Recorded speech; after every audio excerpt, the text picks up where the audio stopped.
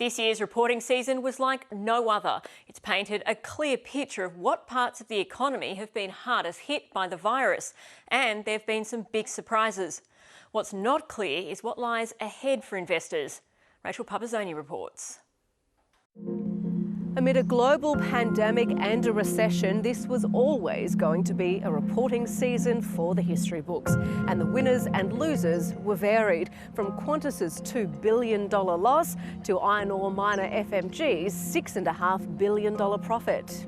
Analysis by CommSec reveals 75% of companies reported a statutory net profit, down from the average 90%. And in bad news for investors, many companies slashed or abandoned dividends. That's understandable. Companies aren't making some money. If they're not making money, they're not paying dividends. Some retailers were big winners, but not all of them.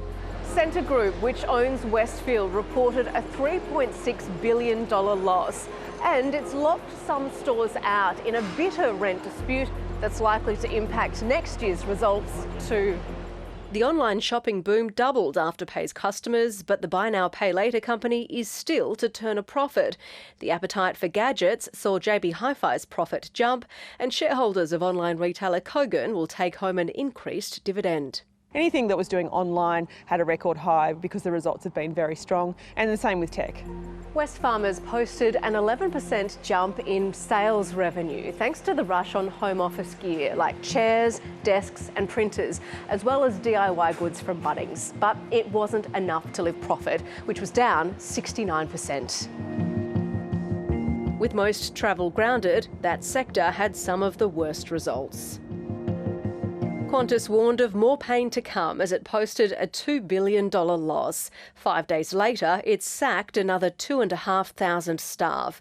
Travel agents, Flight Centre and Webjet also in a nosedive. We had seen some capital raisings ahead of reporting season for a couple of the names to make sure they had the balance sheets to get through this period.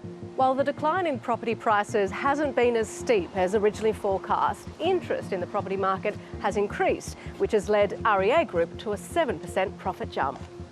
The banks slashed and, in Westpac's case, deferred their dividends after the regulator warned they should keep half of their profits in the COVID-19 kitty. CBA's profit was up 12%, but warned the next few months will be hard for some mortgage holders. Clearly there'll be some situations for customers which don't look viable on an ongoing basis, and so there may be some tough decisions required. AMP's half-year profit plunged 42% as it fought off reputational damage amid an ongoing sexual harassment scandal. BHP remained stoic despite its 4% fall in profit and expected dip in demand for iron ore. It'll be in kind of mid-2020s where we then start to see Chinese steel demand move into a little bit of decline. Rio Tinto's half-year profit also took a hit amid the fallout from blowing up a sacred site, but it increased its dividend to shareholders. Fortescue Metals Group posted a big profit jump, and gold miners Evolution Mining and Newcrest enjoyed the benefits of record high prices. Overall, analysts say this reporting season was not as bad as initially expected, but the worst could still be to come. What we will need to see from companies from here on, though, is a lot more updates. While most companies shied away from giving guidance on what the next 12 months holds for their operations, one thing's for sure. With no vaccine, hard borders and a globally increasing infection rate, COVID-19 is likely to dominate the economic landscape for some time to come.